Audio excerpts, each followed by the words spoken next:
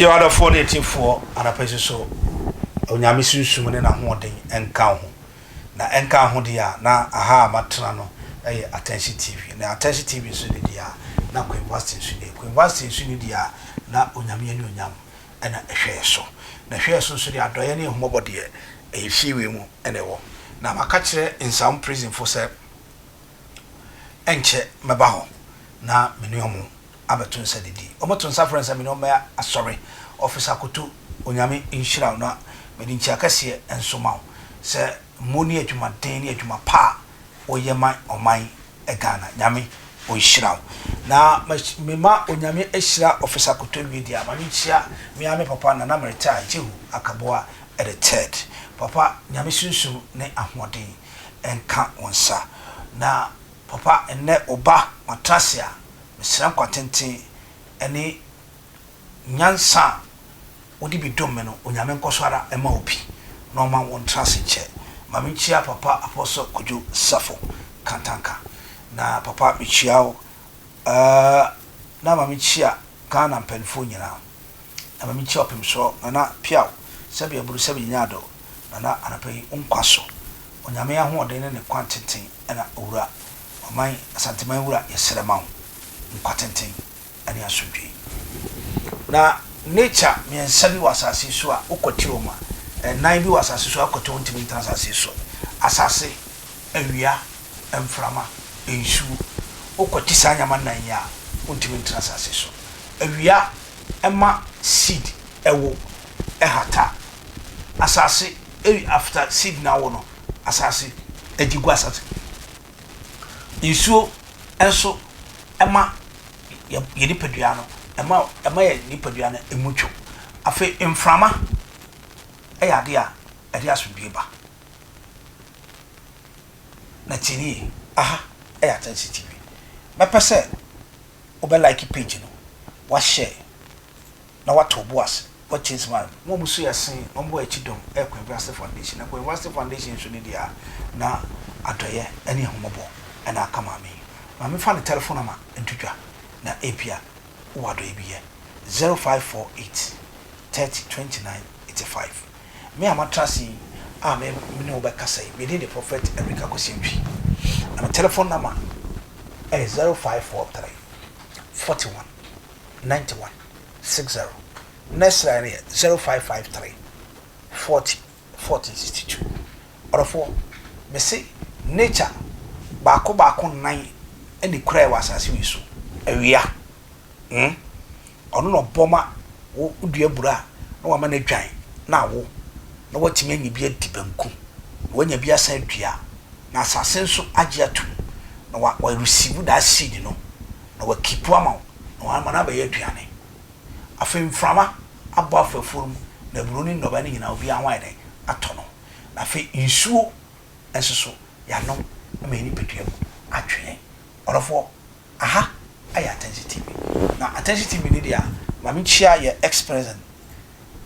John Dramani mama na mami chia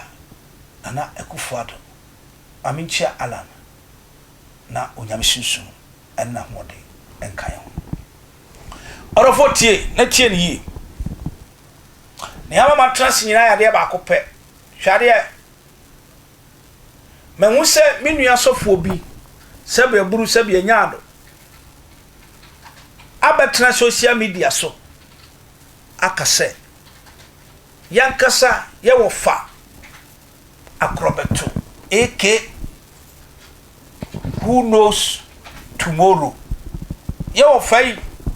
in fact me sofo na me kan kure pain say papa yi ayopia so wo stress na nyame ya wadu kakra ko do Friday obema the stress will go away. It's like medicine and it's like appetite. Na oye o se wi a obema massage wadwen no massage wakoma eye wo fa across asmanike na kwasia dan so wasasi hu so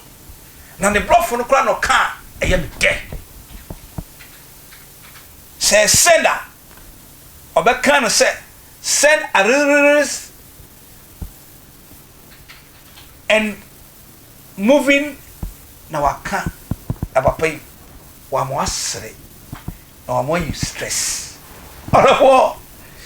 wo video no so na go ka akronsa na go ka wiasefo nyina na go ka sa asofo no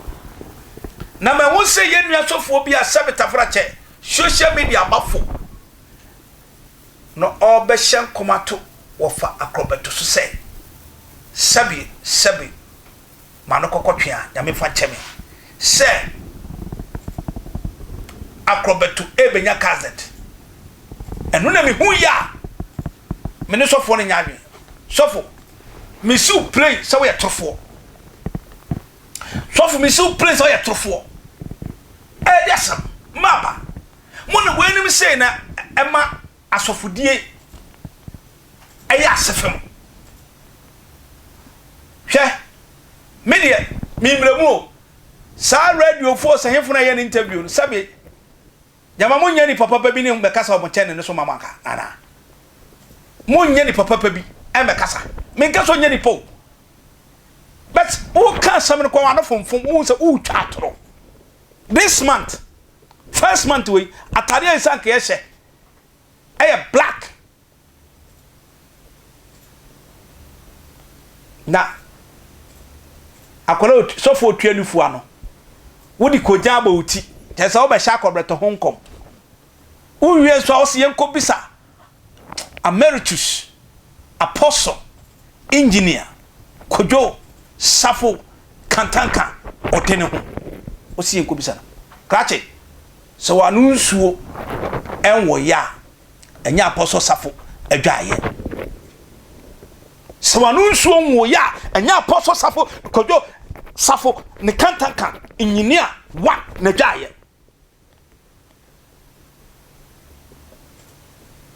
midin edi odifo back to back abechi show say meku me pesa shi difo no hu say kai wakan kwa sesam concept and obetna ba bi o me interview no ye yo ye interview so ye concept no be kan sabe tafra che anka obe kasa sabe fanim de nyansa tem se nyame po ya trewa yi apostle kojo safofri mu wonim se ne ba ane Akrobeto chese o kan sa de obeji adi na se apostle kojo safoto no ye oye na akwada wo no be nyame adwuma mo na mama nyankopo adwuma ye se fie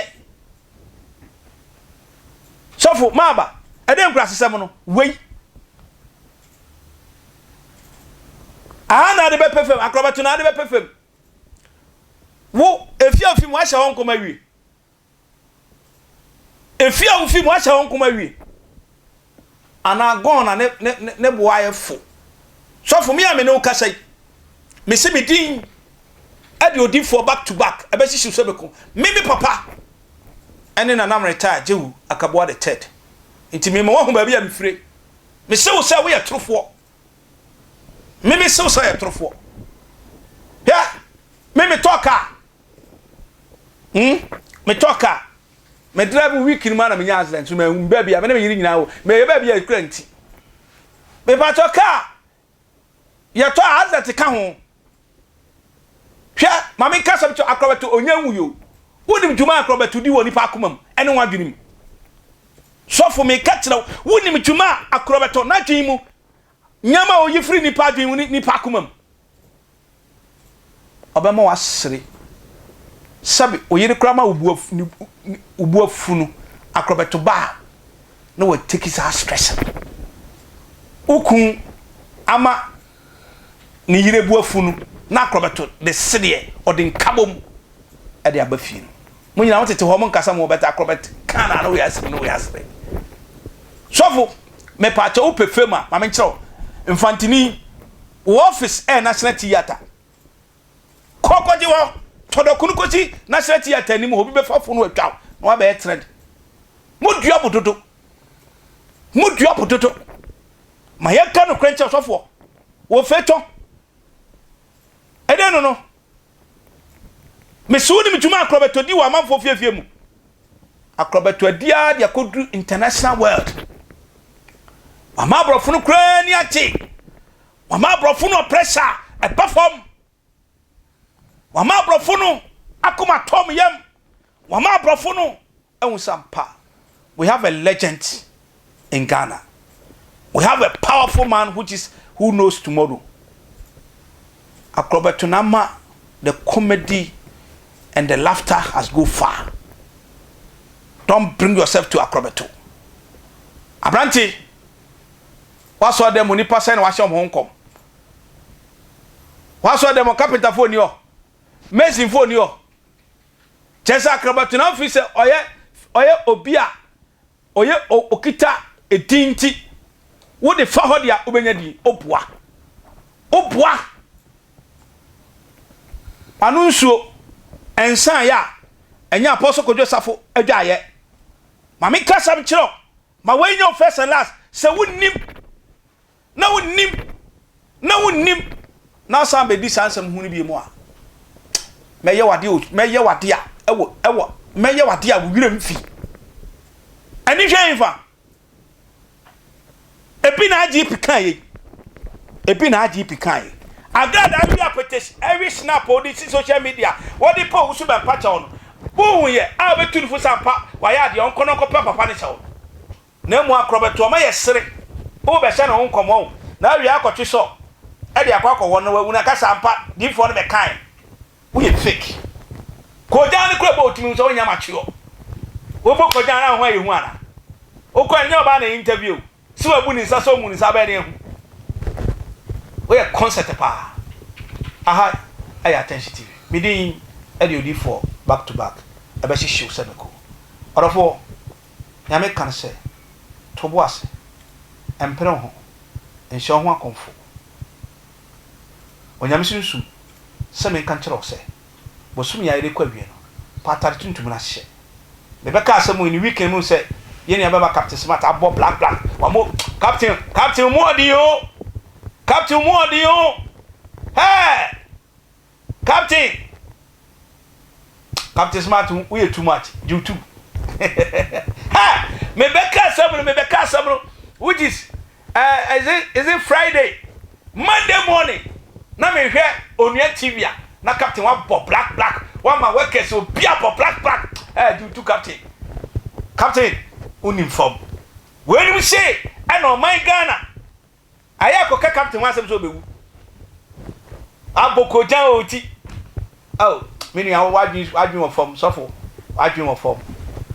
form onyame sumsum en na basa kase en kan pa bia pam tuntuma ba o ba ko SS pam black man man she an so ya ko school wati no onyame sumsum kata so no ma en onyame kase mra high attention TV wo video so share page no en fa data en ko hweto kase na mu fa auditor fi odi fa ko sentwi na we nhyira makraw bye bye.